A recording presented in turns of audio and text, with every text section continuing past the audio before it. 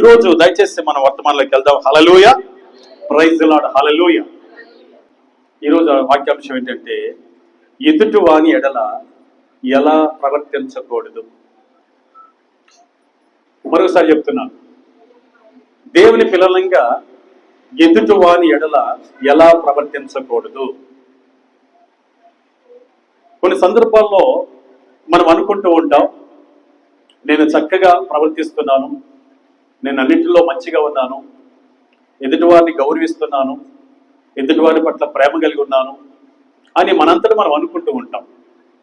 కానీ వాక్యమైన అర్థంలో చూసుకున్నప్పుడు మన లోపాలు మనకు కనబడుతూ ఉంటాయి. కనుక ఈరోజు దేవుడు మనతో మాట్లాడాలనుకున్న మాట ఏంటంటే ఎదుటివాని ఎడల ఎలా ప్రవర్తించకూడదు. నంబర్ 1 మనం చూద్దాం. నంబర్ 1, ఎలా ప్రవర్తించకూడదు. చదువుకున్న పిల్లరా, ఎదుటివాని తప్పులు పట్టడానికి ప్రయాసపడకూడదు. ఎదుటివాని తప్పులు పట్టడానికి ప్రయాసపడకూడదు. ఎదుటివాని ఎడల ఎలా ప్రవర్తించకూడదంటే ఎదుటివాని తప్పులు పట్టడానికి ప్రవర్తించకూడదు లేదా ప్రయాసపడకూడదు. ఇర్మియా గ్రంథం 9వ అధ్యాయం 5-6 వాక్యాలు మనం చదువుకుందాం. హల్లెలూయా.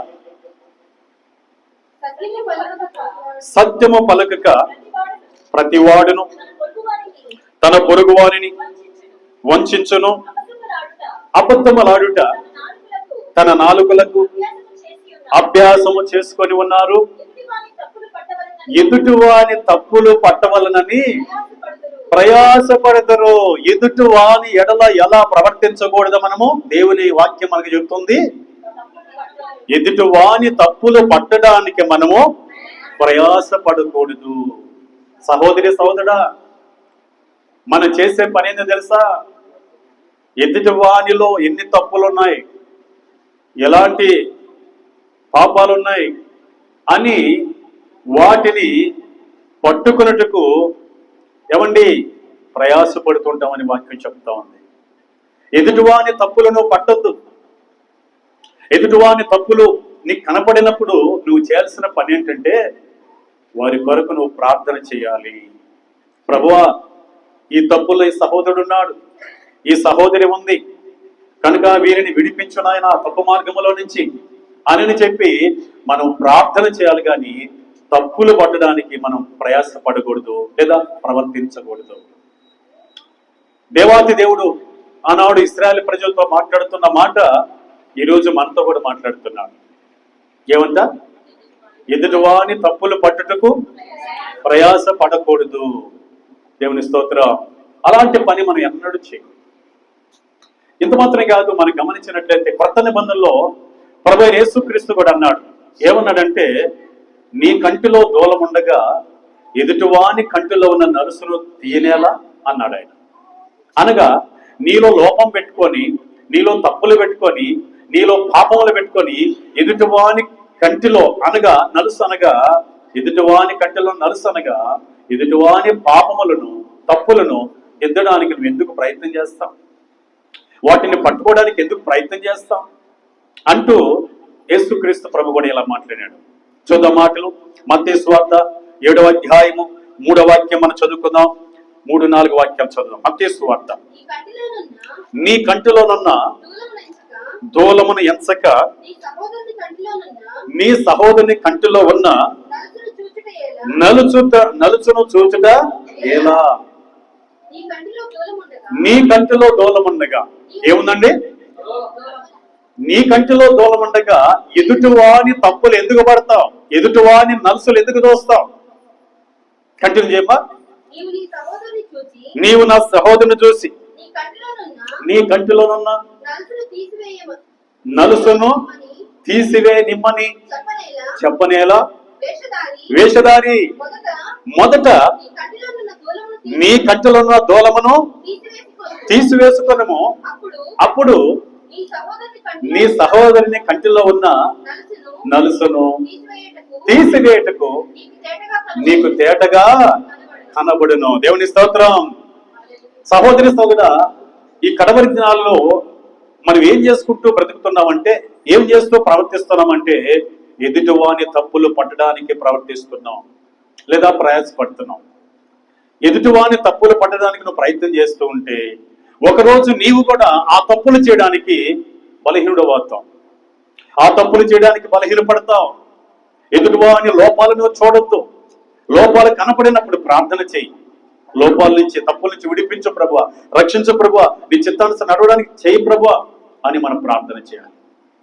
తప్పులు పడడానికి ప్రయత్నం చేశామా, ప్రవర్తించామా, మనం కూడా అదే తప్పులో పడిపోతాం. అందుకే ప్రభు అంటాడు, నీ కంటిలో దూలముండగా ఎదుటివాని కంటిలో ఉన్న నలుసును తీయనేలా. మొదట ఏం చేయాలి? ఎదుటివాని కంటిలో ఉన్న నలుసును తీయాలంటే ముందు నీ కంటిలో ఉన్న దూలమును తీసుకో. అంటే అర్థం ఏంటో తెలుసా? నీలో ఉన్న ఆ భయంకరమైన పాపాన్ని తీసేసుకో. అది ఎవరికి కనపడదు అనుకున్నామేమో. మొదట నీ కంటిలో ఉన్న, నీ జీవితంలో ఉన్న ఆ పాపాన్ని తీసేసుకుంటే ఎదుటివానిలో ఉన్న నలుసును తీయడానికి, ఎదుటివానిలో ఉన్న పాపం తీయడానికి, లేదా తప్పించడానికి, లేదా క్షమించడానికి, లేదా ఆ పాపం నుంచి విడిపించడానికి, మంచి మార్గం నడిపించడానికి అది వీలవుతుంది అని అన్నాడు ఆయన. హల్లెలూయా. నా ప్రియ సహోదరుడా, మనం ఈ కడవరి దినాల్లో ఇలాగే అపవాదిక ఆలోచనల చేత ఎదుటివారి తప్పులు చూడడానికి ప్రయత్నం చేస్తాం. అందుకే ఏమన్నాడు ఆయన? 5వ వచనం చూస్తే, వేషధారి, మత్తయి సువార్త 7:5, వేషధారి మొదట నీ కంటిలో నున్న దూలమును తీసివేసుకున్నాము. ఏమండి, ఏం చేయాలి మనం? మన కంటిలో ఉన్న దూలమును మొదట తీసేసుకోమంటున్నాడు ఆయన. ఎదుటివాని పాపములను లేదా తప్పులను పట్టడానికి ప్రయాసపడడం కాదు, ప్రవర్తించడం కాదు. మన కంటిలో ఉన్న దూలాన్ని మొదట తీసివేసుకుంటే, అనగా మనం సరిచేయబడితే ఎదుటివారు సరిచేయబడతారు. హల్లెలూయా. లేని ఎడల ఎదుటివాడు నిన్ను అవమానపరుస్తాడు, లేదా ఏలెత్తి చూపిస్తాడు, నిన్ను బలహీనపరుస్తాడు. మీరు గమనించారో లేదో, ఏమండి, గురిగింజ అనేది మీకు తెలుసో తెలీదు? గురిగింజ అంటే తెలుసు మీకు?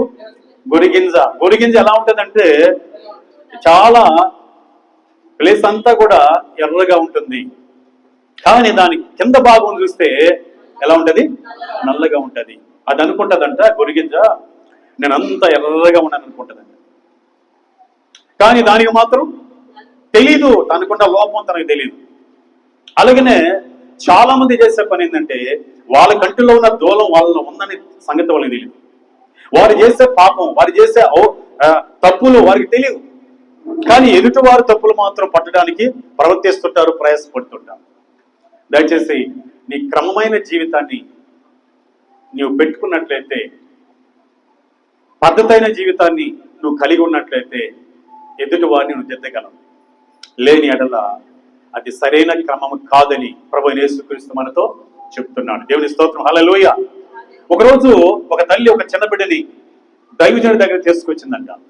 ఏమనంటే, ఎందుకంటే పాస్టర్ గారు మా అబ్బాయి రోజు చక్కెర తింటున్నాడు అని చెప్పిందంట. రోజు చక్కెర తింటుండగా నేను చెప్పాను, రే చక్కెర తినబాకరా, భవిష్యత్తులో చాలా అపాయం సంభవిస్తుంది అని చెప్పాను. వాడు వినలేదు పాస్టర్ గారు, కనుక నీ దగ్గర తీసుకొచ్చాను. నీవేమన్నా చెప్తే ఒక దైవజనుడిగా వాడు ఇంటాడేమోనని నీ దగ్గర తీసుకొచ్చానని చెప్పిందంట. దైవజనుడు అన్నానంట, అమ్మా ఆ మాట నేను చెప్పడానికి ఒక వారం రోజులు పడుతుంది, దయచేసి వారం రోజుల తర్వాత తీసుకుని రా అని చెప్పాడంట. ఏ మాట చెప్పడానికి? ఆ తల్లిగారు తన కుమారుడిని చక్కెర తినొద్దు అని పాస్టర్ గారు చెప్పండి అని తీసుకొస్తే ఆయన అంటున్నాడు, వారం రోజుల తర్వాత తీసుకురా అని చెప్పాడంట. సరే, వారం రోజుల తర్వాత మళ్ళీ తీసుకొచ్చిందంట ఆవిడ. పాస్టర్ గారు అన్నాడంట, అమ్మా ఇక 3 రోజుల తర్వాత తీసుకురా అని చెప్పాడంట. ఎందుకండి 3 రోజులు అంటే, నేను తర్వాత చెప్తానమ్మా, 3 రోజుల తర్వాత తీసుకురా, తర్వాత నేను చెప్తాను, చక్కెర తినొద్దునానా అని చెప్తాను అని చెప్పాడంట. ఆ తల్లిగారు 3 రోజుల తర్వాత తీసుకొచ్చిందంట. ఇంతకీ ఎందుకు ఇలా పంపిస్తున్నాడంటే, ఆ తల్లిగారిని, ఆ బిడ్డని 3 రోజుల తర్వాత, వారం రోజుల తర్వాత అంటే, ఆయనకి చక్కెర తినే అలవాటు ఉందంట.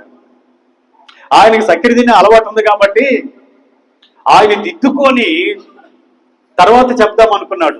వారం రోజులు ఆయనకి పట్టింది. అయినా కూడా ఇంకొక 3 రోజులు కావాల్సి వచ్చింది. 3 రోజుల తర్వాత అని చెప్పాడు. ఆ తల్లి గారు 3 రోజుల తర్వాత తీసుకొస్తే ఆ బిడ్డని ఈయన దిద్దుకొని తర్వాత చెప్పాడంట, నాన్న సంకీర్తనొద్దుల భవిష్యత్తులో అనారోగ్యం పాలవుతాం అని చెప్పాడంట. దేవుని స్తోత్రం, హల్లెలూయా. భవిష్యత్తులో మనం నేర్చుకోవాల్సిన విషయాలు ఏం తెలుసా? మన కంటిలో ఉన్న నలుసును దూలాన్ని తీసుకోకుండా ఎదుటివారి కంటిలో ఉన్న నలుసును తీయకూడదు. కనుక ఈరోజు అంశం ఏంది? ఎదుటివాని ఎడల ఎలా ప్రవర్తించకూడదంటే ఎదుటివాని తప్పులు పట్టడానికి మనము ప్రవర్తించకూడదు లేదా ప్రయాస పడకూడదు. Number 1 point. నంబర్ 2 చూద్దాం. నంబర్ 2 మనం ఎదుటివాని ఎడల ఎలా ప్రవర్తించకూడదు చూద్దాం. దయచేసి మనం చదువుకుందాం. సామెతల గ్రంథం 4వ అధ్యాయము 16వ వాక్యాన్ని మనం చదువుకుందాం. సామెతల గ్రంథం 4వ అధ్యాయము 16వ వాక్యం. అట్టివారు కీడు చేయ నిద్రింపరు, అట్టివారు కీడు చేయనది నిద్రింపరు, ఎదుటి వారిని పడద్రోయనది వారికి నిద్ర రాదు. ఎదుటి వారిని ఏం చేస్తారంటే వీళ్ళు పడదోస్తారు. ఏమండి మనం ఏం చేయకూడదు తెలుసా? 2వ పాయింట్, ఎదుటి వారిని పడద్రోయకూడదు. సామెతల గ్రంథం 4వ అధ్యాయం 16వ వాక్యం 2వ లైన్ లో మనం చూస్తే ఏం చెప్పబడుతుంది? ఎదుటి వారిని పడద్రోయనిది వారికి నిద్ర రాదు. ఎదుటి వారిని మనం ఏం చేయకూడదంట? పడద్రోయకూడదు. కొంతమందికి ఉంటది, ఎదుటి వారిని పడద్రోయిందే నిద్ర పట్టదు వాళ్ళు ఇంక నిద్రమారు. ఎదుటి వారిని ఏం చేయాలంటే వీళ్ళు పడద్రోయాలి. వీళ్ళు ఎవరు తెలుసా? దుష్టులు. పైన రాయబడి ఉంది వీళ్ళు దుష్టులండి. దుష్టులు ఎదుటి వారిని పడద్రోయిందే నిద్రమారు. కనుక దేవుని పిల్లలంగా మనం ఏం చేయాలో తెలుసా? ఎదుటి వారిని పడద్రోయకూడదు. ఎదుటి వారిని ఏం చేయకూడదు? మనం పడద్రోయకూడదు. ఏమండి దేవుని యొక్క కృపను బట్టి, దేవుని దయను బట్టి కొంతమంది చక్కగా చదువుకుంటూ ఉంటారు, కొంతమంది వ్యాపారంలో డెవలప్ అవుతుంటారు, కొంతమంది ఉద్యోగంలో డెవలప్ అవుతుంటారు, కొంతమంది పొలాల్లో వ్యవసాయంలో డెవలప్ అవుతుంటారు. ఇలా అయ్యే వారిని ఎదుటివారు ఏం చేస్తారో తెలుసా? పడదోయడానికి ప్రయత్నము చేస్తుంటారు. బైబిల్ గ్రంథంలో కొంతమంది భక్తులు ఉన్నారు. వారు చక్కగా భయభక్తులతో దేవుని కృప చొప్పున చక్కగా ఎదుగుతూ పైకి వెళ్తున్న వారిని పడదోయడానికి వాళ్ళు ప్రయత్నం చేశారు. ఎప్పటి వరకు అంటే వారిని పడదోసేంత వరకు ప్రయత్నం చేశారు. వారికి నిద్ర పట్టలేదు. దయచేసి మనం గమనిస్తే దానియేలు భక్తుడు ఉన్నాడు. దానియేలు భక్తుడు దర్యావేషు రాజు కాలంలో ఆయన ఒక గొప్ప వ్యక్తిగా మారాడు. దేవుడు ఆ స్థితిని ఆయనకి ఇచ్చాడు. దర్యావేషు అన్న రాజు ఏమండి దానియేలు గారిని ప్రధానమంత్రిగా చేశాడు. అంతమాత్రం కాదు, అధిపతుల్లోను ప్రధానుల్లోనూ గొప్పవానికి చేయడం కాకుండా రాజ్యమంతటిని ఆయన చేతికి అప్పగించాలనే ఆలోచన దర్యావేషు రాజుకు వచ్చింది. ఇది చూసిన దుష్టులకు ఆయన పడదోయిందే వారికి నిద్ర పట్టిన. అందుకు ఏం చేస్తారో చూద్దాం ఒకసారి. దానియేలు గ్రంథం దయచేసి చూద్దాం. దానియేలు గ్రంథం 6వ అధ్యాయము 3వ వాక్యాన్ని మనం చదువుకుందాం. దానియేలు గ్రంథం చూద్దాం. ఈ దానియేలు అతి శ్రేష్టమైన బుద్ధి గలవాడై ప్రధానులను అధిపతుల్లోను ప్రఖ్యాతి నుండి ఉండిన కనుక రాజ్యమంతటి మీద అతను నియమింపవలనని రాజు ఉద్దేశించను. దేవుని స్తోత్రం, హల్లెలూయా. అతి శ్రేష్టమైన బుద్ధి గల దానియేలును రాజు చూసి రాజ్యమంతటి మీద అధిపతిగా చేయడానికి రాజు ఉద్దేశించగా ఆయనతో ఉన్న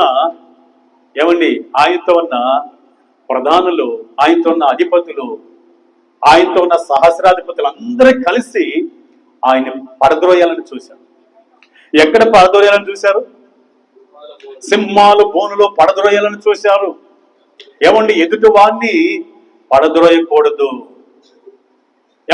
సంఘములోనే గాని, సమాజంలో గాని, మన బంధువుల్లో గాని, మన స్నేహితుల్లో గాని, మన ఎదుటివారు గొప్ప స్థితికి, గొప్ప స్థాయికి వచ్చినప్పుడు అట్టి వారిని పైకి ఎదగనీయకుండా పడదడానికి ప్రయత్నము చెయ్యకూడదు.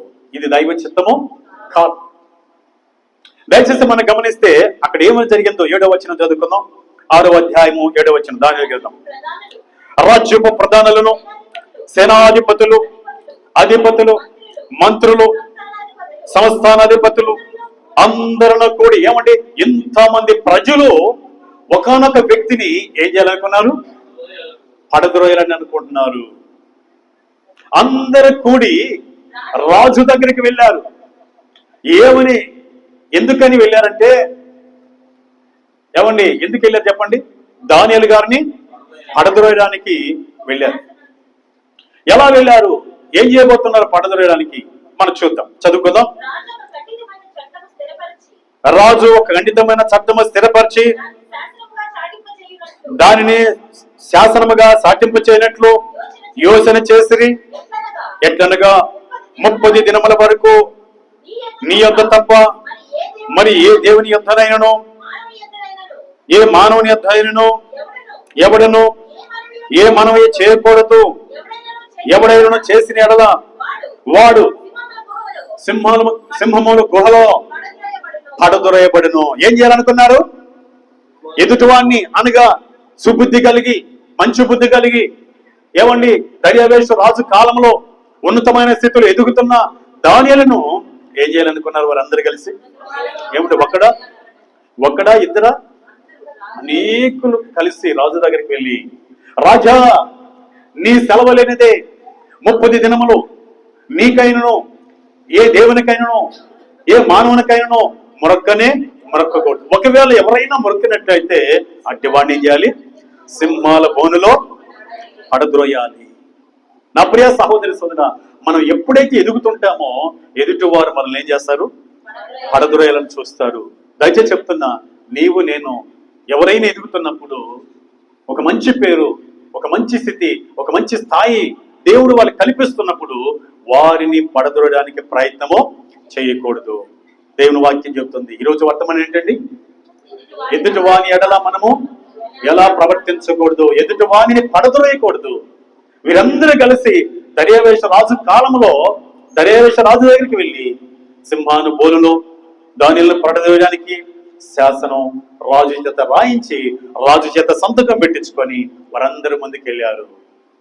అయితే ఇట్టి శాసనము రాయబడినను దానియేలు భయపడక యథావిధిగా యెరూషలేము తన ఇంటికి వెళ్ళి యెరూషలేము వైపు తన కిటికీలు తెరిచి ఏం చేస్తున్నాడు చూద్దాం. ఒకసారి చదవడానికి మనం ప్రయత్నం చేద్దాం. చూడండి, ఈ మాటలు 10వ వచనం చదువుకుందాం.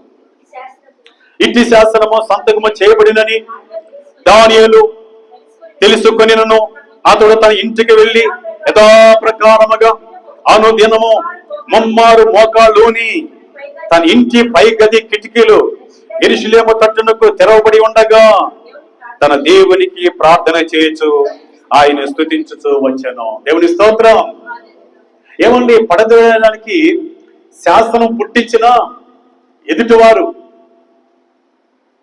ఆయన ప్రార్థన మాత్రం ఆపలేదు. యథావిధిగా ముమ్మారు ఆయన ప్రార్థన చేసుకుంటూ ఉన్నాడు. ఏమండి, పడద్రోయలు అనుకున్నారు, శాసనం పుట్టించారు. రాజుకు నిజంగా చెప్పాలంటే ఆయన చేతనే శాసనం రాయించారు పడద్రోయాలని. కానీ ఎవరు పడ్డారో తెలుసా? ఎవరు నశించిపోయారో తెలుసా? మనకు తెలుసు, శాసనం పుట్టించి దానియేలు గారిని సింహాల బోన్లో పడేశారు. కానీ దేవుడు ఏం చేశాడు? సింహాల నోళ్ళను మోయించాడు. దేవుని స్తోత్రం, హల్లెలూయా. మనం ఎవరిని పడదోయడానికి ప్రయత్నం చేయకూడదు. ఎదిగే వారిని చక్కగా పాటలు పాడుతున్నారు, చక్కగా వాక్యం చెప్తున్నారు, చక్కగా పరిచయం చేస్తున్నారు, చక్కగా మాట్లాడుతున్నారు, చక్కగా ఎదుగుతున్నారు, చక్కగా చదువుతున్నారు, చక్కగా పైకి స్థాయికి వెళుతున్నారు. అట్టి వారిని ఏదో ఒక రూపంలో పడదొరడానికి ప్రయత్నం మనం ఎదుటి వారి పట్ల ప్రవర్తించకూడదు. అలా ప్రవర్తించిన వారు ఎవరో తెలుసా? ఎవరంట? దుష్టులు. ఈ దుష్టులందరూ శాసనం రాజు ద్వారా పుట్టించి పడదొరిశారు సింహాల బోనులో. తర్వాత ఏం జరిగిందో చూద్దాం. కానీ దేవాతి దేవుడు ఆయన పక్షా నుండి సింహాల నోలును మోయించాడు. ఆయన బయటికి క్షేమకరంగా వచ్చాడు. రాజు అన్నాడు, ఏమండి, అనుదినము నువ్వు సేవించుతున్న దేవుడు నిన్ను రక్షించనా అన్నాడు. హల్లెలూయా, హల్లెలూయా. దేవుడు ఆయన రక్షించాడు. ఇప్పుడు ఏం జరిగిందో తెలుసా? ఎవరైతే పడద్రోయాలనుకున్నారో వారిని సింహాల బోనులో పడదోయడానికి రాజు ఆజ్ఞాపించాడు. రాజు ఆజ్ఞాపించక ఏం జరిగిందో చూద్దాం. ఆ మాటలు మనం చదవడానికి ప్రయత్నం చేద్దాం. చూడండి నా సహోదరి సోదరా, దయచేసి మనం చూసినట్లయితే ఒక్కసారి 24 వాక్యం చదువుకుందాం. రాజు ఆజ్ఞీయగా దానియేలు మీద నింద మోపిన మనుషులను వారు తోడుకుని వచ్చి సింహముల గుహలో పడద్రోసిరి, వారిని వారి కుమారులను వారి భార్యలను పడద్రోసిరి. వారి గృహ అడుగుకు రాకమునిపే సింహముల పాలైరి. సింహములు వారి ఎముకలను సహితము పగల కొరికి పొడి చేశాను. దేవునికి స్తోత్రం. ఎదుటి వారిని ఏం చేయకూడదు? మనము ఎదుటి వారి పట్ల ఎలా ప్రవర్తించకూడదంటే వారిని పడదీయడానికి ప్రవర్తించకూడదు. ఎవరు పడేస్తారు ఎదుటి వారిని, వారే పడతారు, వారే నష్టపోతారు. అందుకే గలతీ రాసిన పత్రిక 6వ అధ్యాయం 7వ వాక్యం చెప్తుంది. ఏం చెప్తుందో తెలుసా? ఏ విత్తుతామో అదే పంటకు వస్తామంట. హల్లెలూయా. చూడండి ఆ మాటలు. దేవుడు ఎక్కిరించబడడు, మోసపోకడి. దేవుడు ఎక్కిరింపబడడు. మనుషుడు ఏమి విత్తునో అదే పంట కోయను. దేవుని స్తోత్రం. కనుక ఎదుటివారి మనం ఎలా ప్రవర్తించకూడదంటే ఎదుటివారిని పడదోయడానికి మనము ప్రవర్తించకూడదు. దయచేసి నువ్వే పడిపోతావు. ఇదిగో దానియేలు పడదోసిన వారు ఏమండి, వాళ్ళే పడి నశించిపోయారు. దానియేలు పడిన స్థితిలో వచ్చి దేవుడు పైకి లేపినాడు. దేవుని స్తోత్రం. అంతమాత్రం కాదు, మనం గమనించినట్లయితే యోసేపును మనం చూస్తాం బైబిల్లో. యోసేపును తన 10 మంది అన్నదమ్ములు ఏం చేశారు? గుంటలో పడదోశారు. సామెతల గ్రంథం 4:16 ప్రకారం మనం ఏం చేయకూడదు? ఎదుటి వారిని పడద్రోయకూడదు. పడదోసేంత వరకు వారికి నిద్ర పట్టదు. దయచేసి ఇక్కడ యోసేపు అన్నలను మనం చూస్తున్నాం, జోసెఫ్ అన్న గారిని మనం చూస్తున్నాం. వారికి జోసెఫ్ను గుంటలో పడేసేంత వరకు వాళ్ళకి నిద్ర పట్టల. ఏమండి, గుంటలో పడేసిన వారు పైకి రాలేకపోయినారు. గుంటలో పడ్డవాడు దేవుడి చేత పైకి లేపబడ్డాడు. ఏమయ్యాడు? ప్రధానమంత్రి అయ్యాడు. హల్లెలూయా. అది మనకు బాగా తెలుసు. దేవుని స్తోత్రం. అంతమాత్రం కాదు, బైబిల్లో మనం చూస్తే మొర్దెకై అనే వ్యక్తి గేట్ మ్యాన్ గా పనిచేస్తున్నాడు. గేట్ మ్యాన్ గా పనిచేస్తుంటే మంత్రి గారు ఉన్నాడు, హామాను గారు. హామాను ఆయన వచ్చేటప్పుడు పోయేటప్పుడు ఆయన పైకి లేస్తున్నాడు, కానీ ఆయన పాదాలకి నమస్కారం చేయట్లే. అది హామాను మంత్రికి నచ్చడం లే. ఈ గేట్ మ్యాను నా పాదాలకి ఏం చేయాలి? నమస్కారం చేయాలి, సాగిలు పడాలి, కానీ పైకి లేస్తున్నాడు, నమస్కారం చేయట్లేదు. మొర్దెకై యూదుడు కాబట్టి దేవునికి తప్ప ఏ మనిషికి నమస్కారము చేయకూడదు, సాగిలు పడకూడదు అనే సంగతి ఆయనకు బాగా తెలుసు. అందుకనే మొర్దెకై హామాను జీవితంలో ఏమండి నచ్చల. ఈయన మోకరలేదు కాబట్టి, ఈయన సాగిలు పడలేదు కాబట్టి హామానుకి నచ్చల. ఆయనకి మింగుడు పట్టలేదు. చాలా బాధాకరంగా ఉంది. చూశాడు ఈ మొర్దెకై ఈ గేట్ కాడ ఉన్నంత కాలం నాకు మనశ్శాంతి లేదు, ఇతను పడగొట్టాలి అనుకున్నాడు. ఏం చేయాలనుకున్నాడండి? అంటే ఆయన నిద్ర పట్టలేదంట. ఇంటికి వెళ్ళాడు హామాను, తన భార్యని పిలిచాడు, భార్యతో విషయం చెప్పాడు. తన స్నేహితుని పిలిచాడు, స్నేహితులకు చెప్పాడు. మొర్దెకై అనే వ్యక్తి ఉన్నాడు, యూదుడు. వాడు నాకు సాగిలు పట్టలేదు గనుక నాకు నిద్ర పట్టలేదు, వాడిని పడగొట్టాలి అనుకున్నాడు. అనుకొని ఆ ప్లాన్ అంతా తన భార్యకు తన స్నేహితులకు చెప్పాడు. ఇప్పుడు వాళ్ళు ఎలాంటి సలహా ఇస్తున్నారు చూడండి. ఆ భార్య గారు కానీ ఆ స్నేహితులు కానీ ఎలాంటి సలహా ఇస్తున్నారో దయచేసి మనం చదవడానికి మనం ప్రయత్నం చేద్దాం. చూడండి ఆ మాటలు. ఎస్తేరు గ్రంథం 5వ అధ్యాయం 13వ వాక్యాన్ని మనం చదువుకుందాం. ఎస్తేరు గ్రంథం 5వ అధ్యాయం 13వ వాక్యం చదువుకుందాం. అయితే యూదుడైన మొర్దెకై రాజ్య గుమ్మమున కూర్చొని ఉండగా నేను చూచినంత కాలము నా పదవి అంతటి వలన నాకు ప్రయోజనమేమీ లేదు. ఏమండి, ఎందుకండి అంత బాధ? ఒక మంత్రిగా ఉన్నావు, ఒక రాజు కింద మంత్రిగా ఉన్నావు. ఆ మంత్రి పదవి అంట యూదుడైన మొర్దెకై గేటుకాడ కూర్చున్నంత కాలము ఇతనికి సంతృప్తినివ్వాల, సంతోషాన్నివ్వాల. ఎందుకంటే ఆయన సాగిలు పడలేదని. ఈ విషయాలన్నీ తన భార్యతో స్నేహితులు చెప్తున్నాడు. కంటిన్యూ చేద్దామా? అయితే యూదుడైన మొర్దెకై రాజు గుమ్మమున కూర్చొని ఉండగా నేను చూచినంత కాలము నా పదవి అంతటి వలన నాకు ప్రయోజనమేమీ లేదని అతడు చెప్పగా, అది ఆ మాట అతడు చెప్పగా ఎవరితో చెప్పాడు? తన భార్యతో చెప్పాడు, తన యొక్క స్నేహితులతో చెప్పాడు.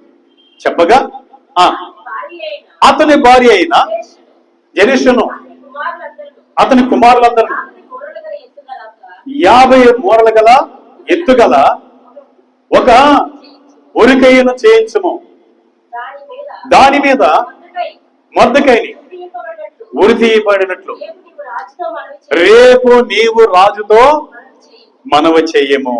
బా, ఎలాంటి సలహాలు ఇస్తున్నారు? చెప్పాలి.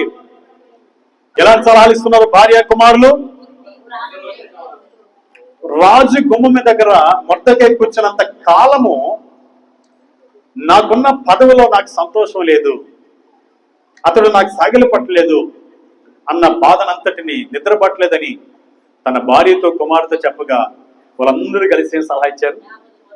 50 మూరల ఎత్తుగల ఉరిపోయిన తయారు చేయించయ్యా, మొర్దెకైని ఉరి తీయించు, రేపటి దినం నువ్వు వెళ్ళి రాజుతో మనవి చేయ అని చెప్పారు. వెంటనే హామాను అనే మంత్రి ఏం చేశాడండి? చెప్పాలి. గేట్ మ్యాన్ పడదోయడానికి, యూదుడైన మొర్దెకైని పడదోయడానికి ఉరికైన తయారు చేసేసాడు, ఉరికైన రెడీ చేశాడు. నా సహోదరి సోదరా, ఏమండి, నేను ఎదుటి మనిషి గౌరవించలేదని, ఎదుటి మనిషి అభిమానించలేదని, ఎదుటి మనిషి నిన్ను ప్రేమించలేదని, ఎదుటి మనిషి నిన్ను గుర్తించలేదని వాడిని పడదోస్తావా? ఎంత దౌర్భాగ్యం! నీకున్న గొప్ప స్థాయి, నీకున్న ఉన్నతమైన స్థాయిని మర్చిపోయి విలువలేని ఆ స్థలంలో కూర్చున్న ఆ వ్యక్తిని పడదోయాలని చూసుకుంటున్నావా? ఇలా ఈ లోకంలో జరగలేదా? ఇప్పుడు జరగట్లేదా? దయచేసి సహోదరి సోదరా, నీకు గొప్ప స్థాయిని, నీకు గొప్ప స్థితిని దేవుడిచ్చిన సంగతి మర్చిపోయి ఎన్నిక లేని వారిని, తృణీకరింపబడిన వారిని, కింద స్థాయి కలిగిన వారిని నువ్వు పడదోయడానికి ప్రయత్నం చేస్తున్నావా? అలాగైతే నీవే పడిపోతావు, నీవే నష్టపోతావు. ఇదిగో దేవుడు ఏమంటున్నాడు చూద్దాం. దేవుడు ఏమంటున్నాడు చూద్దాం. ఒకసారి మనం చదివినట్లయితే ఏమండి, మరొక ప్లాన్ చేస్తున్నాడు దేవుడు, మరొక ప్లాన్ చేస్తున్నాడు. ఆయన చెప్పాలి కథంతా మార్చగలవాడు, లేని ఉన్నట్టుగా ఉన్నది లేటుగా చేయగలవాడు.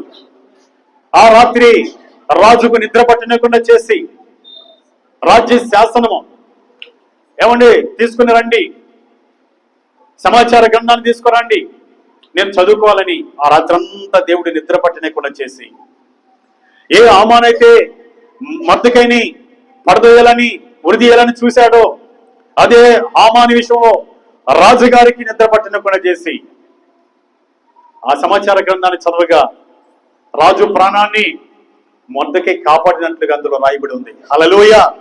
హల్లెలూయా. అది చదివిన వెంటనే ఉదయకాల సమయంలో హామానుని వెలిసి నా ప్రాణాన్ని కాపాడిన వ్యక్తిని ఎలా గణపరచాలని చెప్పినప్పుడు, ఇదిగో ఈ విధంగా గణపరచాలని చెప్పినప్పుడు వెంటనే హామాన్తో రాజు అంటాడు, నీవు చెప్పిన వాటిలో ఏది విడవకుండా వెళ్ళి గేట్ మ్యాన్ కి నువ్వు చెయ్యాలన్నాడు. చెప్పండి దేవుని స్తోత్రం. హల్లెలూయా. ఆ మాట మనం చదవడానికి మనం ప్రయత్నం చేద్దాం. చూడండి ఆ మాటలు ఎస్తేరు గ్రంథంలోకి వద్దాం మనం. చూడండి సహోదరి సోదరా, 6వ అధ్యాయము 10వ వాక్యం చదువుకున్నాం. అందుకు రాజు, నీవు చెప్పిన ప్రకారమే శీఘ్రముగా ఆ వస్త్రములను ఆ గుర్రమును తీసుకొని రాజు గుమ్మమునొద్ద కూర్చుని ఉన్న యూదుడైన మొర్దెకైకి అలాగనే చేయము. నీవు చెప్పిన దానిలో ఒక్కటియు విడువక అంతయు చేయమని హామానుకు ఆజ్ఞించెను. చెప్పండి దేవుని స్తోత్రం. ప్రియ సహోదరి సోదరా, నీవు ఎదుటి వారిని పడదోయడానికి నిద్ర పట్టకుండా జీవిస్తున్నావేమో, నీతోనే దేవుడు మాట్లాడుతుంది. ఎదుటి వారిని పడదోయడానికి నిద్ర పట్టకుండా పోతే నువ్వే పడిపోతావు. ఇదిగో ఇప్పుడే పడిపోతున్నాడు ఆయన. ఎప్పుడైతే మొర్దెకైని తాను తయారు చేసిన 50 మూరల ఉరికై మీద ఉరిదీయించాలని ఆశతో సంతోషంతో పడదోయడానికి వచ్చాడు రాజు దగ్గరికి. రాజులో నుంచి దేవుడు మాట్లాడుతున్నాడు, ఇదిగో నా ప్రాణాన్ని కాపాడిన ఒక వ్యక్తిని ఎలా గణపరచాలో అవన్నీ నాకు చెప్పన్నప్పుడు అవన్నీ వివరించి చెప్పగా వీటిలో ఒక్కటి కూడా తప్పిపోకుండా యూదుడైన మొర్దెకైకి నువ్వు అవన్నీ చేయాలని చెప్పి పంపించాడు. చెప్పండి దేవుని స్తోత్రం. హల్లెలూయా. ఇవన్నీ చెప్పగా ఆయన ముఖం ఎలా అయిపోయిందో చూద్దాం. ఒకసారి చదువుకుందాం. 11వ వచనం. ఆ ప్రకారమే హామాను ఆ వస్త్రములను ఆ గుర్రములను తీసుకొని మొర్దెకైకి ఆ వస్త్రము ధరింపచేసి ఆ గుర్రం మీద అతను ఎక్కించి రాజు వీధులు అతను నడిపించుచు రాజు గణపరసను అపేక్షించు వారికి ఈ ప్రకారము చేయదగినని అందరి ముందర సాటించను. దేవుని స్తోత్రం. తర్వాత మాట చదువుమా. తర్వాత మొర్దెకై రాజు గుమ్మమునొద్దకు వచ్చెను. అయితే హామాను తల కప్పుకొని దుఃఖించుచు తన ఇంటికి త్వరగా వెళ్ళిపోయెను. ఏమైపోయాడండి? త్వరగా వెళ్ళి దుఃఖించుచు పడదోయలను చూశాడు. దేవుడు ఏం చేశాడు? పడకుండా ఆపాడు. హల్లెలూయా. పడకుండా ఆపాడు. మొర్దెకైని నిలబెట్టాడు. మొర్దెకైని ఈరోజు ఎదుటి వారి మీద పడదోయడానికి నిద్రపోకుండా ప్లాన్లు చేయొద్దు. సహోదరి సోదరా, నీవే పడిపోతావు, నీవే నష్టపోతావు. ఇదిగో ఇప్పుడు ఏం జరిగింది తెలుసా? దుఃఖపడుచు తలదించుకొని ఇంటికి వెళ్ళాడు. ఇంటికి వెళ్ళిన తర్వాత ఏం జరిగింది తెలుసా? ఆయన చేసిన కుట్ర, మొర్దెకైని చంపాలనే ప్లాను, యూదా జనాంగాన్ని చంపాలన్న ప్లాన్ అంతా రాజుకు తెలిసిపోయింది. ఏ హామాను మొర్దెకైని ఉరిదీయాలని ఉరికైని తయారు చేశాడో అదే ఉరికై మీద హామానును తన కుమారులను ఉరి తీసేశాడు రాజు. సరే చూద్దాం. దేవుని స్తోత్రం. హల్లెలూయా. చదువుకుందాం 7వ అధ్యాయము. దయచేసి మనం చదువుకుందాం. 7వ అధ్యాయము 10వ వాక్యం మనం చదువుదాం. కాగా హామాను మొర్దెకైకి సిద్ధము చేయించిన ఉరికొయ్య మీద వారు అతనినే ఉరి తీసిరి. అప్పుడు రాజు యొక్క ఆగ్రహము చల్లారినో. దేవుని స్తోత్రం. ఎవడు పడదోయాలని చూశాడు? హామాను మొర్దెకైని పడదోయాలని చూశాడు. ఎవరు నష్టపోయారండి? హామాను నష్టపోయారు. దానియేలును ఎవరు పడదోయాలని చూశారు? అక్కడ ఉన్న అధికారులు, సేనాధిపతులు, అధికారులు వారందరూ పడదోయాలని చూశారు. వాళ్లే పడిపోయారు సింహాల బొనలో. దయచేసి సహోదరి సోదరా, మనందరి జీవితాలు ఎదుటివారి ఎడల ఎలా ప్రవర్తించాలో దేవుడు మనకి నేర్పుతున్నాడు. నెంబర్ 2 విన్నాం. నెంబర్ 1 ఎదుటివాని తప్పులు పట్టడానికి ప్రయాసపడకూడదు, ప్రయత్నించకూడదు. 2వ పాయింట్, ఎదుటివాని జీవితాన్ని లేదా వారి యొక్క బ్రతుకులను లేదా వారి ఉన్నతమైన స్థితిని పడదోయడానికి మనం ప్రయత్నము చేయకూడదు. ఇకపోతే 3వదిగా మనం చూద్దాం. మనం ఎదుటివారి ఎడల ఎలా ప్రవర్తించాలో చూద్దాం. దయచేసి చూసినట్లయితే ఎదుటి వారికి మనము తీర్పు తీర్చే విషయంలో ప్రయత్నించకూడదు. రోమపత్రిక 2వ అధ్యాయం 1వ వాక్యాన్ని మనం చదువుకుందాం. రోమపత్రిక 2వ అధ్యాయం 1వ వాక్యం చదువుకుందాం. చూడండి సహోదరి సోదరా.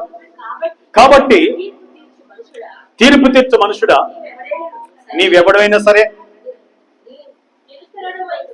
నిరుద్ధుడవై ఉన్నావు. దేని విషయంలో ఎదుటివానికి తీర్పు తీర్చుచున్నావో దాని విషయంలో నీవే నేరస్తుడవని తీర్పు తీర్చుకొనుచున్నావు. ఎదుటి వారికి నువ్వు తీర్పు తీర్చుకున్నావు కనుక ఆ తీర్పు నీకే తీర్చుకుంటున్నావు అని భక్తుడైన అపోస్తలుడైన పౌలు ద్వారా మాట్లాడుతున్నాడు దేవుడు. హల్లెలూయా. ఎదుటి వానికి తీర్పు తీర్చే నీవు నీకు నీవే తీర్పు తీర్చుకుంటున్నావు. ఇదిగో మన ప్రభువైన యేసుక్రీస్తు కూడా మత్తయి సువార్తలో ఇదే మాట మాట్లాడాడు.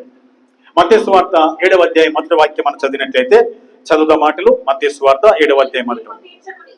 మీరు తీర్పు తీర్చుకొని అప్పుడు మిమ్మల్ని గురించి తీర్పు తీర్చబడదు. చూసారా, ప్రభువైన యేసుక్రీస్తు అంటున్నాడు మీరు తీర్పు తీర్చొద్దు. ఏమనంటే ఇదిగో ఈ పాపం చేసావు కదా నువ్వు చచ్చిపోతావు పో, ఈ పాపం చేసావు కదా నువ్వు నశించిపోతావు పో, ఈ పాపం చేసావు కదా నీకు జీవితమే నిజంగా చెప్పాలంటే బ్రతికి ఉండే దినాలు ఉండవు పో అని మనం తీర్పు తీర్చకూడదంట. మనం ఏం చేయకూడదు? ఎవరికి అనగా ఎదుటి వారికి తీర్పు తీర్చకూడదు. దయచేసి సహోదరి సోదరా, ఎదుటి వారిని చూసేసి ఈయన పైకి రాడండి, ఈమె పైకి రాదండి, ఈమె డెవలప్ కాదండి, ఇంతేనండి అని తీర్పు మనం తీరకూడదు. అలా తీరిస్తేనంట మనకు మనమే చెప్పాలి. ఏం చెప్పింది రోమపత్రిక 2వ అధ్యాయం 1వ వాక్యంలో?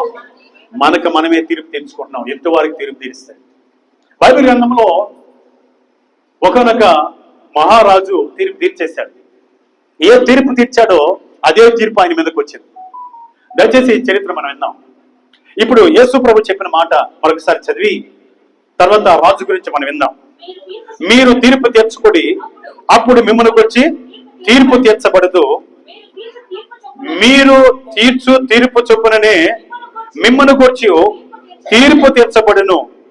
మీరు కొలుచు కొలత చొప్పుననే మీకును కొలవబడును. మనం ఏ కొలత కొలుస్తామో అదే కొలత కొలవబడుతుంది. ఏ తీర్పు తీర్స్తామో అదే తీర్పు మనకు తీర్చబడుతుంది. బైబిల్ గ్రంథంలో ఒకనొక రాజు హఠాత్తుగా తీర్పు తీర్చేశాడు. ఎవరంటే దావీదు మహారాజు తీర్పు తీర్చాడు. ఆ తీర్పు ఆయన మీదకే వచ్చింది. దయచేసి నాతాను ప్రవక్త ఆయన దగ్గరికి వచ్చి ఆయన అంతఃపురంలో ఉండగా ఇలా మాట్లాడినాడు. రాజా, ఒకనొక పట్టణంలో ఇద్దరు మనుషులు ఉన్నారు. ఒకడు ఐశ్వర్యవంతుడు, ఒకడు దరిద్రుడు. ఐశ్వర్యవంతుడికి పశువులు గొడ్లు సమృద్ధిగా ఉన్నాయి. దరిద్రుడికి ఒకే ఒక ఆడగొర్రె పిల్ల ఉంది. ఈ ఆడగొర్రె పిల్లను తన కౌగిట్లో పెట్టుకొని తన పిల్లల దగ్గర పెట్టుకొని గోరుముద్దలు తినిపించుకుంటూ నీళ్లు దాపిస్తూ తన కౌగిట్లో పండుకొని పెట్టుకుంటూ ఆ దరిద్రుడు ముందుకు సాగుతుండగా ఒకనొక వ్యక్తి ఆ ఐశ్వర్యవంతుడి ఇంటికి ఒకనొక వ్యక్తి వచ్చాడు. ఆ వ్యక్తికి ఆయుత్తము చేయడానికి లేదా భోజనం పెట్టడానికి తన దగ్గరున్న 100 గొర్రెల్లో ఒకదాన్ని కోసి పెట్టలేకపోయాడు. కానీ పేదవాడికి దగ్గరున్న దరిద్రుడి దగ్గరున్న ఆడగొర్రెని తీసుకుని పోయి దాన్ని కట్ చేసి దాన్ని వంట చేసి ఐశ్వర్యవంతుడి దగ్గరకు వచ్చిన ఆ బంధువుకి లేదా ఆ స్నేహితుడికి ఆ భోజనం పెట్టాడు అని చెప్పాడు. రాజుకి ఈ చరిత్ర ఎవరు చెప్పారు? నాతాను ప్రవక్త చెప్పాడు.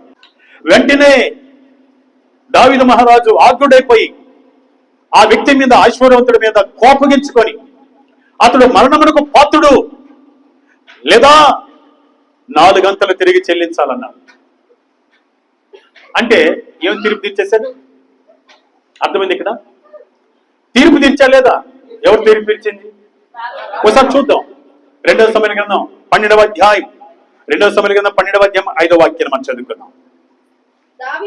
దావీదు ఈ మాట విని ఆ మనుషుని మీద బహుగా కోపించుకొని యెహోవా జీవము తోడు నిశ్చయముగా ఈ కార్యము చేసిన వాడు మరణపాత్రుడు. వాడు కనికరము లేక ఈ కార్యము చేసిన కనుక ఆ గొర్రె పిల్లకు ప్రతిగా 4 గొర్రె పిల్లను ఇయ్యవలెను. నాతానుతో అనెను. హల్లెలూయా. అంటే ఎదుటివానికి మనం ఏం చేయకూడదు? తీర్పు తీర్చకూడదు. కానీ దావీదు రాజు ఇక్కడ ఏం చేశాడు?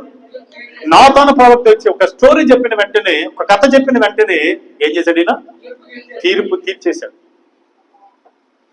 ఇక్కడ వాక్యం చెప్పబడుతుంది, తీర్పు తీర్చుకొని అదే తీర్పు మీకు తీర్చబడును అని దేవుని వాక్యం చెప్తుంది. ఇప్పుడు దావీదు భక్తుడు ఏం చేశాడు? తీర్పు తీర్చేశాడు. అదే తీర్పు ఆయన మీదకి వచ్చేసింది. అదే తీర్పు ఆయన మీదకి వచ్చేస్తుంది. ఆ మనుషుడు మీరే అని నాతాను ప్రవక్త చెప్పగా ఆయన కంగు తిన్నాడు, భయపడిపోయాడు. అదే తీర్పు ఆయన మీదకి వచ్చింది.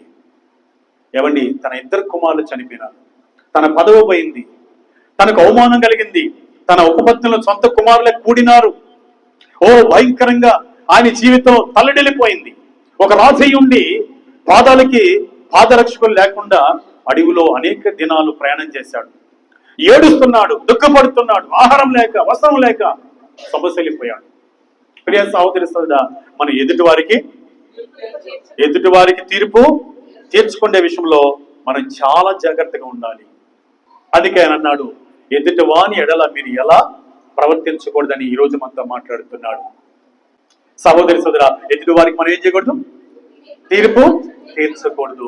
తీర్పు తీర్చే విషయంలో ప్రయత్నము చేయకూడదు. అంత మాత్రం కాదు, కొత్త నిబంధనలకు వచ్చే లోపల ప్రభువైన యేసుక్రీస్తును శోధించడానికి కొంతమంది అధికారులు, శాస్త్రులు, పరిచయులు గాని ఏం చేశారంటే, వ్యభిచారమందు పట్టబడిన స్త్రీ ఈవిడ, వ్యభిచారమందు పట్టబడితే ధర్మశాస్త్రం ఏం చెప్తుంది? రాళ్లతో కొట్టి చంపాలి కదా. అని చెప్పి యేసు ప్రభు దగ్గరకు వచ్చి ఆయన శోధించడానికి ఆయన్ని ప్రశ్నించారు. రాళ్లతో కొట్టి చంపాలి కదా అని తీర్పు తీరుస్తున్నారు వాడు. వెంటనే యేసు ఏమంటాడు చూద్దాం మాటలు. యోహాను సువార్త 8వ అధ్యాయం దయచేసి చూడండి 7వ వాక్యాన్ని మనం చదువుకుందాం. యోహాను సువార్త 8వ అధ్యాయము 7వ వాక్యం చదువుకుందాం. వారు ఆయనను పట్టి విడవక అడుగుచుండగా ఆయన తల ఎత్తి చూచి, మీలో పాపము లేనివాడు మొట్టమొదట ఆమె మీద రాయి వేయడని వాడితో చెప్పాను. కంటిన్యూ చేద్దామా? మరలా వంగి 9వ వచనంకి వచ్చేద్దాం. వారు ఆ మాట విని పెద్దవారు మొదలుకొని చిన్నవారి వరకు ఒకని వెంట ఒకడు బయటికి వెళ్ళేది. దేవుని స్తోత్రం, హల్లెలూయా. ఏమండి, ఎదుటి వారికి తీర్పు తీర్చడానికి మాత్రం మనం త్వరపడతాం. నువ్వు తీర్పు తీర్చావా, నీ మీదకి ఆ తీర్పు వస్తుంది. అందుకే ప్రభువైన యేసుక్రీస్తు ఏమన్నాడు ఇక్కడ? ఏమన్నాడండి? మీలో పాపము లేని వాడు మొట్టమొదటిగా ఆమె మీద రాయము అనగానే వారందరూ చిన్న మొదలుకొని పెద్దవారి వరకు అందరు వెళ్ళి తీర్పు తీర్చుకొని వెళ్ళిపోయారు. ఒకవేళ తీర్పు తీర్చుంటే వాళ్ళకి ఎలా తీర్పు తీర్చబడదో మనకు తెలియదు. దయచేసి ఈరోజు దేవుడు మనతో మాట్లాడే మాట ఏంటంట, వాక్య భాగం ఏంటండి? ఎదుటి వారి ఎడల ఎలా మనము ప్రవర్తించకూడదు. 3 విషయాలు విన్నాం. ఇకపోతే 4వ విషయాన్ని విన్నాం. నెంబర్ 4 మనం చూద్దాం. నా ప్రియ సహోదరి సోదరా, దయచేసి మనం చదవడానికి మనం ప్రయత్నించాం. ఎదుటి వాని తప్పులు పట్టడానికి మనము ప్రయత్నం చేయకూడదు. ఎదుటి వారిని పడదోయడానికి మన ప్రయత్నము చేయకూడదు. ఎదుటి వారికి మనం తీర్పు తీర్చకూడదు. ఏం చేయాలి? ఎదుటి వారిని ఎడల ఏం చేయాలి? ఒక 3 విషయాలు టక చదివేసి ముగిద్దాం. ఏం చేయాలో తెలుసా? ప్రార్థన చేయాలి. Very good. ఇక ఏం చేయాలో తెలుసా? ఎదుటి వాణి వాక్యాధారంగా మనం చూద్దాం. ఎదుటి వాని ఎడల ఎలా ప్రవర్తించాలి? ఎలా ప్రవర్తించాలంటే ఏమండి, మనం చదవడానికి ప్రయత్నించాం. 1 కొరింథీ రాసిన పత్రిక 10వ అధ్యాయము 24వ వాక్యం చదువుకుందాం. 10వ అధ్యాయం 24వ వాక్యం. ఎవడనో తన కొరకే కాదు ఎదుటి వాని కొరకు మేలు చేయ చూచుకొనవలెను. హల్లెలూయా. ఎదుటి వాని ఎడల ఎలా ప్రవర్తించకూడదో 3 విషయాలు చూసాం. ఎదుటి వాని ఎడల ఎలా ప్రవర్తించాలి? నెంబర్ 1 ఏంటంట? ఎదుటి వాని ఎడల మేలు చేసే విషయంలో మనము ప్రవర్తించాలి. మన కోసం మనమే బ్రతకూడదండి. చాలా మందిని దేవుడు దీవిస్తూ ఉంటాడు. నాకు తెలిసిన ఒక సహోదరి ఉంది. నిజంగా చెప్పాలంటే ఆవిడ ఈ రోజుల్లో కోట్లకు దాటేసి ఎదుటి వారిని ప్రేమించే విషయంలో ఎంత మాత్రం ముందుకు రాదు. ఇంకా కావాలి, ఇంకా కావాలి, ఇంకా కావాలి, ఇంకా కావాలి, ఇంకా ఇంకా కావాలి, ఇంకా కావాలనుకొని ఎత్తుకోపోతామను. చెప్పాలి. ఎత్తుకోపోయేటప్పుడు ఏమి ఎత్తుకోపోతాం చెప్పండి? మన క్రియలు. హల్లెలూయా. ఏంటండి? నీ కోట్లు ఏమి ఎత్తుకోబో, నువ్వు వేసుకున్న వస్త్రాన్ని కూడా ఎత్తుకోబో, నువ్వు వేసుకున్న దండ ఎత్తుకోబో, చైన్ ఎత్తుకోబో, నెక్లెస్ ఎత్తుకోబో, నీ అందాన్ని ఎత్తుకోబోలేవు. అంత మట్టి అయిపోతుంది. అంత మట్టి అయిపోతుంది. ఏమి ఎత్తుకోబోతాం? మన క్రియలు ఎత్తుకోబోతాం. కనుక ఎదుటివాని ఎడల వాక్యం చెప్తుంది. 1 కొరింథీ రాసిన పత్రిక 10వ అధ్యాయం 24వ వాక్యం మరొకసారి చదువుకుందాం. ఎవడనో తన కొరకే కాదు ఎదుటివాని కొరకు మేలు చేయ చూచుకొనవలెను. దేవుని స్తోత్రం. ఎదుటివాని కొరకు మనం ఎలా ప్రవర్తించాలంట? మేలు చేయడానికి ప్రవర్తించాలి. మేలు చేయాలి. మేలు చేసేవాడు దేవుని సంబంధని 2వ యోహాను పత్రికలో చెప్పబడుతుంది. కీడు చేసేవాడు ఎవరు? అపవాది సంబంధి. కనుక మేలు చేసేవాడు ఎప్పుడు దేవుని సంబంధం ఏంటాడు. మేలు చేసే విషయంలో మంచిగా ప్రవర్తించి మనం ఫలిద్దాం. దేవుని స్తోత్రం. హల్లెలూయా. ఎదుటి వాని ఎడల ఎలా మనం ప్రవర్తించాలి? నెంబర్ 1 మేలు చేసే విషయంలో ప్రవర్తించాలి. నెంబర్ 2 మనం చూద్దాం, చదవడానికి మనం ప్రయత్నం చేద్దాం. చూడండి ఆ మాటలు 2వ తెస్సలోనికీయులకు రాసిన పత్రిక 1వ అధ్యాయం 3వ వాక్యాన్ని మనం చదువుకున్నాం. సహోదరులారా, మేము ఎల్లప్పుడూ మిమ్మల్ని గురించి దేవునికి కృతజ్ఞతాస్తుతులు చెల్లించు బద్ధులమై ఉన్నాం. ఇది యుక్తమే.